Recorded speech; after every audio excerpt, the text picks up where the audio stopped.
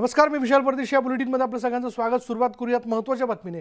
OBC आरक्षणासंदर्भात मोठी बातमी अशी आहे की ओबीसी आरक्षणाशिवाय आता निवडणुका घेतल्या जाणार नाहीयेत. मंत्रिमंडळाच्या बैठकीत एकमुखाने याबद्दलचा निर्णय घेण्यात आला. राज्य मंत्रिमंडळाच्या बैठकीत एकमताने हा निर्णय घेण्यात आल्याचं कळते. जोपर्यंत ओबीसींचं राजकीय आरक्षण मिळत नाही तोपर्यंत निवडणुका घ्यायच्या नाहीत अशी स्पष्ट भूमिका राज्य मंत्रिमंडळाने घेतली आणि मंत्रिमंडळाच्या बैठकीत एकमुखाने हा निर्णय घेण्यात आलाय.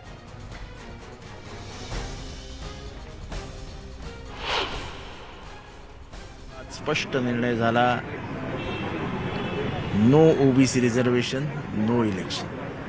जोपर्यंत इतर मागासवर्गीयांना म्हणजेच हिंदीमध्ये ज्यांना पिछडे म्हणतात त्यांना जोपर्यंत आरक्षण मिळत नाही तोपर्यंत आम्ही महाराष्ट्रात कुठलंही इलेक्शन होऊ देणार नाही. पण हीच भूमिका मागच्या वेळेस पण घेतली, त्यावेळेस इलेक्शन कमिशननी संपूर्ण फेटाळून ती निवडणुका घेतल्या होत्या. जे होईल ते होईल, कारण की कायदा आणि सुव्यवस्थेचाच प्रश्न निर्माण होईल. ओबीसी आरक्षणाच्या मुद्द्यावर आपण बघतोय की वेगवेगळ्या प्रतिक्रिया येताना दिसत आहेत. पण आता यावरनं राज्यातल्या निवडणुका, कोणत्याही निवडणुका घ्यायच्या नाहीत असा निर्णय एकमुखाने मंत्रिमंडळाच्या बैठकीत घेण्यात आला आहे. याविषयी अधिक माहिती जाणून घेऊयात. आमचे प्रतिनिधी विनोद राठोड आपल्याबरोबर आहेत. विनोद, काय अधिक तपशील याबद्दल? सर्वोच्च न्यायालयाच्या निकालानंतर राज्य सरकारने एक आज मोठा निर्णय घेतला आहे. जोपर्यंत ओबीसी आरक्षणाचा तिढा सुटणार नाही तोपर्यंत राज्यांमध्ये निवडणूक होणार नाही. सर्वोच्च न्यायालयाने ज्याप्रमाणे आज निकाल दिला आहे त्यामध्ये स्पष्टपणे म्हटलं आहे की सर्वोच्च न्यायालयामध्ये जी अहवाल सादर करण्यात आला आहे तो सदोष आहे. यामध्ये कुठल्याही प्रकारचा अभ्यासपूर्ण हा अहवाल नसल्याचा या ठिकाणी ठपका ठेवण्यात आला आहे. त्यानंतर मात्र राज्य सरकारने एक वेगळी भूमिका घेतली आणि आज राज्य सरकारच्या मंत्रिमंडळामध्ये खास करून उद्धव ठाकरे यांच्या अध्यक्षतेखाली बैठक पार पडली आणि त्या बैठकीमध्ये तीनही पक्षांच्या नेत्यांनी आज एक मोठा निर्णय घेतला आहे. जोपर्यंत ओबीसीचा आरक्षणाचा तिढा सुटणार नाही तोपर्यंत राज्यामध्ये कुठल्याही निवडणूक होणार नाही. यामुळे ही फार महत्त्वाची बाब आहे की ओबीसी आरक्षणाच्या बाबतीत राज्य सरकार पुढाकार घेत आहे आणि सर्वोच्च न्यायालयाची जी एकंदरीत जो अहवाल आला आहे, सर्वोच्च न्यायालयाचा जो निकाल आला आहे त्याचा संपूर्णपणे अभ्यास करून याला एकंदरीत सर्वोच्च न्यायालयामध्ये हा अहवाल आणि हा राज्य सरकारचा जो मुद्दा आहे ओबीसी आरक्षणाचा टिकेल या दृष्टिकोनातून संपूर्ण चर्चा या ठिकाणी झाली आहेत. आणि त्या पार्श्वभूमीवर सरकारची आता मात्र नक्की भूमिका झाली आहे की जोपर्यंत आरक्षणाचा तिढा सुटणार नाही तोपर्यंत खास करून राज्यामध्ये कुठल्याही निवडणुका होणार नाही. ते आरक्षणाशिवाय या राज्यामध्ये निवडणूक होणार नाही हा मात्र एक ठाम निर्णय राज्य सरकारने घेतला आहे. त्यामुळे ओबीसी आरक्षणाबाबतची राज्य सरकारची जी पुढाकार आहेत तो या ठिकाणी पाहायला मिळत आहे. महाविकास आघाडीमध्ये 3 पक्ष आहेत, राष्ट्रवादी काँग्रेस पक्ष आणि शिवसेना. या तीनही पक्षाच्या नेत्यांनी यामध्ये ओबीसी आरक्षणाची भूमिका आपली मांडली आणि आज जो निर्णय घेतला आहे निकालावर तो मात्र या ठिकाणी पाहायला मिळत आहे की नो ओबीसी आरक्षण, नो इलेक्शन अशी भूमिका जी घेतली आहे. त्यामुळे स्पष्ट होत आहेत की ओबीसी आरक्षण देण्याची भूमिका राज्य सरकारची आहे. त्यासाठी कुठल्याही प्रकारचे निर्णय राज्य सरकार योग्यरित्या घेण्याच्या तयारीत आहे. पण विनोद, एकूण जर आपण लक्षात घेतलं की याबद्दल म्हणजे राज्यातल्या मंत्रिमंडळाने एकमुखाने बैठकीत हा निर्णय घेतलेला असला तर याबद्दल विरोधी पक्षाच्या काही प्रतिक्रिया आल्यात का? नक्की वेगवेगळ्या प्रतिक्रिया या ठिकाणी पाहायला मिळाल्यात. त्यामध्ये काही नेत्यांनी भारतीय जनता पक्षाच्या केंद्र सरकारवर आरोप केले आहे. केंद्र सरकार इम्पेरियल डाटा देत नाही.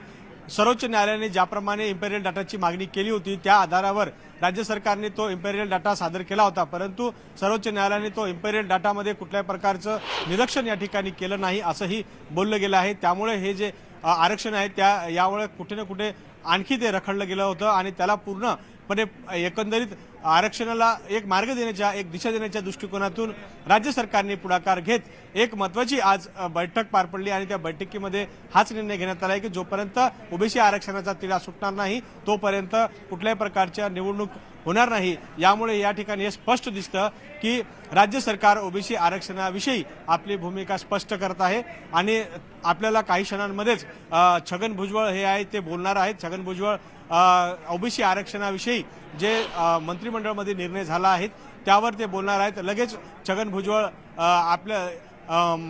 आपल्याला पाहायला मिळत आहेत आणि छगन भुजबळच्या माध्यमातून राज्य सरकारची जी भूमिका आहे, जी मंत्रिमंडळामध्ये जो झालेला निर्णय आहे त्याबाबतची संपूर्ण माहिती काही क्षणांमध्ये छगन भुजबळ देणार आहेत. विशाल. धन्यवाद विनोद या सगळ्या तपशिलाबद्दल. तर राज्य मंत्रिमंडळाच्या बैठकीमध्ये एकमुखाने निर्णय घेण्यात आला आहे, जोपर्यंत ओबीसीचं राजकीय आरक्षण मिळत नाही तोपर्यंत राज्यातल्या कोणत्याही निवडणुका या घेण्यात येणार नाहीत. पुढे पाहूयात. ओबीसी आरक्षणाच्या मुद्द्यावर राज्य सरकारला मोठा धक्का बसलाय. मागासवर्ग आयोगानं सादर केलेला अहवाल सुप्रीम कोर्टानं नाकारला आणि यामुळे आता सुप्रीम कोर्टाच्या पुढच्या निर्देशापर्यंत निवडणुकीत ओबीसी आरक्षण लागू करता येणार नाही. महाराष्ट्रात ओबीसी आरक्षणाशिवाय निवडणुका होऊ नये अशी भूमिका सत्ताधारी नेत्यांनी मांडली आणि जोपर्यंत ओबीसी आरक्षण होत नाही तोपर्यंत निवडणुका घेऊ नये, ओबीसीचे हक्क जाता कामा नये, निवडणुका पुढे ढकलल्या तरी चालतील अशी ठाम भूमिका विरोधी पक्षनेते देवेंद्र फडणवीस यांनी मांडली आहे.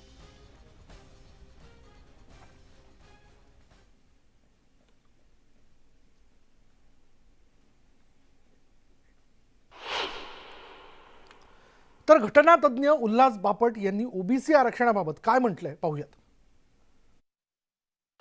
घटनातज्ञ उल्हास बापट सरांकडूनच माहिती जाणून घेऊ.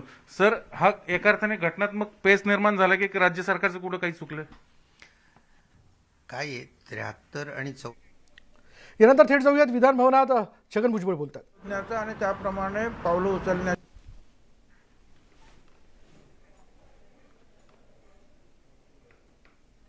सचिव आहेत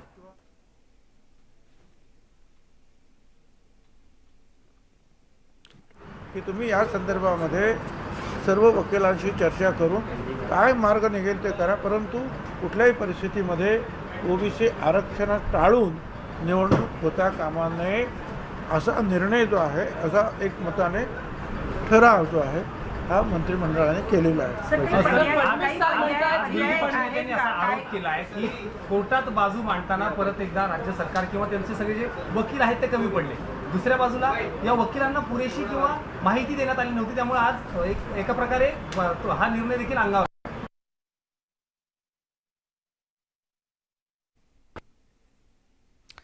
तर आज एकमुखाने मंत्रिमंडळाच्या बैठकीत निर्णय घेण्यात आलेला आहे की जोपर्यंत ओबीसीचं राजकीय आरक्षण मिळत नाही तोपर्यंत राज्यातल्या कोणत्याही निवडणुका ह्या घेतल्या जाणार नाही आहेत. आणि याचविषयी छगन भुजबळ हे विधान भवनातल्या प्रांगणामध्ये असणाऱ्या पत्रकारांशी संवाद साधत होते. वेगवेगळे प्रश्न याविषयी विचारले जात आहेत, कारण आपण जो अहवाल जो आहे हा आरक्षण लागू करण्याच्या संदर्भातला जो अहवाल जो आहे तो आपण सादर केलेला होता सुप्रीम कोर्टामध्ये. तो अहवालच मुळात सुप्रीम कोर्टानं फेटाळला. जोपर्यंत इम्पिरिकल डेटा यामध्ये समाविष्ट केला जात नाही, तो दिला जात नाही, तोपर्यंत तो अहवाल अगदी अचूक आहे असं म्हणता येणार नाही, असं स्पष्ट मत जे आहे ते सुप्रीम कोर्टानं नोंदवलं आहे. आणि पुन्हा एकदा आपण बघणार आहोत घटनातज्ञ उल्हास बापट यांनी ओबीसी आरक्षणाबाबत काय भूमिका मांडली. घटनातज्ञ उल्हास बापट सरांकडूनच माहिती जाणून घेऊ. सर, हा एका अर्थाने घटनात्मक पेच निर्माण झाला की राज्य सरकारचं कुठं काही चुकलं? काय आहे 73 आणि 74वी घटना दुरुस्ती झाल्यापासून या सर्व तरतुदी राज्यघटनेत लिहिलेल्या आहेत आणि त्यामुळे कुठलाही कायदा त्याच्या विरुद्ध जाऊ शकत नाही. तसा कायदा केला गेला तर तो घटनाबाह्य ठरतो. आता या प्रमाणे स्थानिक स्वराज्य संस्था ज्या असतात त्याच्यामध्ये शेड्यूल कास्ट शेड्यूल ट्राईबला रिझर्वेशन आहे, स्त्रियांना रिझर्वेशन आहे आणि म्हणजे विधिमंडळ जे असतं राज्याचं त्यांना 50% ओबीसी रिझर्वेशन करायची परवानगी दिलेली आहे. परंतु सुप्रीम कोर्टाने मागच्या वेळी काय सांगितलं की हे रिझर्वेशन करताना ट्रिपल टेस्ट पास व्हावी लागेल आणि ट्रिपल टेस्ट पास व्हावी लागेल याचा अर्थ असा की एक तर मागासवर्ग आयोग असायला पाहिजे, 50% वर रिझर्वेशन जाता कामा नये आणि सगळ्यात महत्त्वाचं जिथे सगळं हे अडलं आहे सध्या ते म्हणजे इम्पिरिकल डेटा तयार पाहिजे. आणि इम्पिरिकल डेटाच्या बाबतीत सुप्रीम कोर्टाने स्वच्छ शब्दात मागच्या वेळी म्हटलं होतं की तो कोलेट करता आला पाहिजे, म्हणजे इव्हॅल्युएट करता आला पाहिजे एक, आणि तो कंटेम्परेनियस असायला पाहिजे, म्हणजे या क्षणाला तो प्रत्येक ठिकाणी लागू असायला पाहिजे.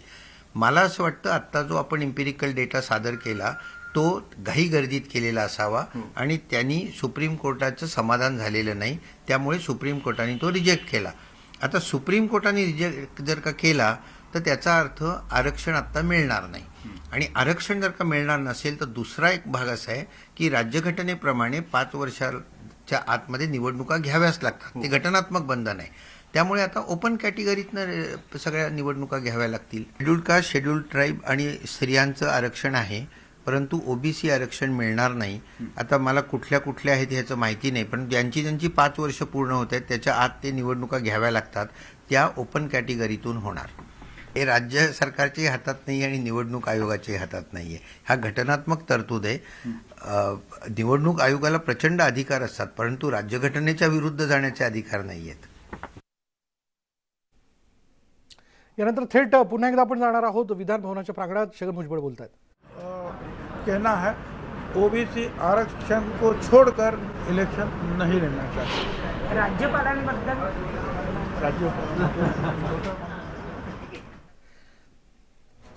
आणि आता आपण बघितलं छगन भुजबळांनी पुन्हा एकदा स्पष्टपणे सांगितलं, राज्य मंत्रिमंडळाची जी काही बैठक पार पडली या बैठकीत एकमुखाने निर्णय घेण्यात आलेला आहे. सगळ्यांचं एकमत आहे या मुद्द्यावरती की जोपर्यंत ओबीसींचं राजकीय आरक्षण मिळत नाही तोपर्यंत राज्यात कोणत्याही प्रकारच्या निवडणुका, मग त्या स्थानिक स्वराज्य संस्थांच्या असतील किंवा मग इतर कोणत्याही निवडणुका ज्या घेतल्या जाणार नाहीत, घेऊ नये असं ठामपणे ठरवण्यात आलंय.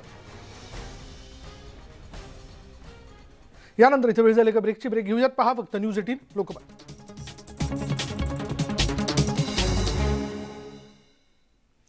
ब्रेकनंतर पाहूयात जळगाव आगारात एसटीच्या संपकरी आंदोलकांनी अनोखं आंदोलन केलं. खाली डोकं वर पाय करून आंदोलकांनी सरकार आणि प्रशासनाचं लक्ष वेधण्याचा प्रयत्न केला. एसटीचं सरकारमध्ये विलिनीकरण करण्याच्या मागणीसाठी आंदोलन सुरू करून 125 पेक्षा जास्त दिवस उलटून गेले. तरीही सरकार आणि प्रशासन आंदोलकांच्या मागण्यांकडे लक्ष देत नाही. परिणामी सरकारचं लक्ष वेधण्याकरता हे आगळ्या वेगळ्या प्रकारचं अनोखं आंदोलन करण्यात आलं.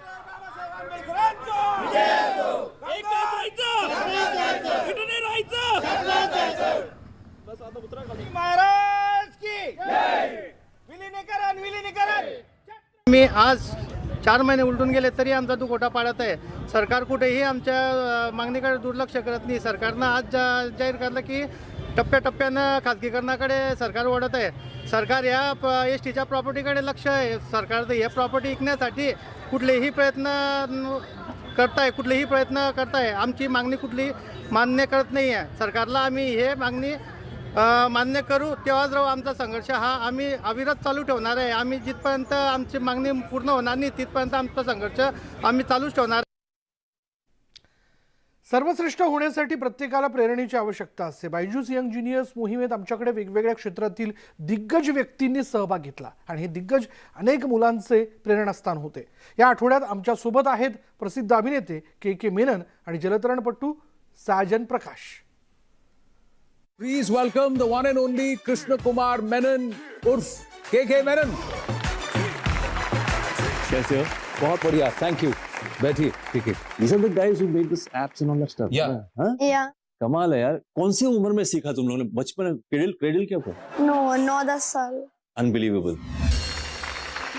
Which of these factors most contributes to current global warming? Option A, sunspots. Option B, hole in ozone. Option C, CO2 emissions. Option D, garbage. C है ना? CO2 emissions. Sure? 100% sure. मुझे नहीं लगता ये आंसर है. अगर आपको नहीं लगता तो पक्का ही है. सही है? देखते हैं. अरे करेक्ट. Well done. ये 100% रॉन्ग होगा. 100% wrong होगा. How does 100%. increased carbon dioxide level affect the oceans? तो option A decreases oxygen amount. हाँ. B lowers the pH and makes it more acidic. हाँ. C rises the pH and makes it more basic. And D decreases the salt level. D. ठीक है, देखते हैं. Oh, wrong है. Lowers the pH, makes it more acidic. Okay.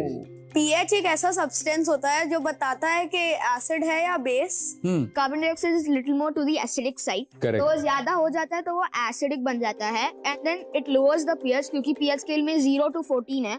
End 7 is neutral. So जब कम होता है ज्यादा एसिडिक होता है. Wow. There is somebody coming on the screen. You know who that is? Oh, he doesn't figure. Hi. Hi தம்பி, எப்படி இருக்க?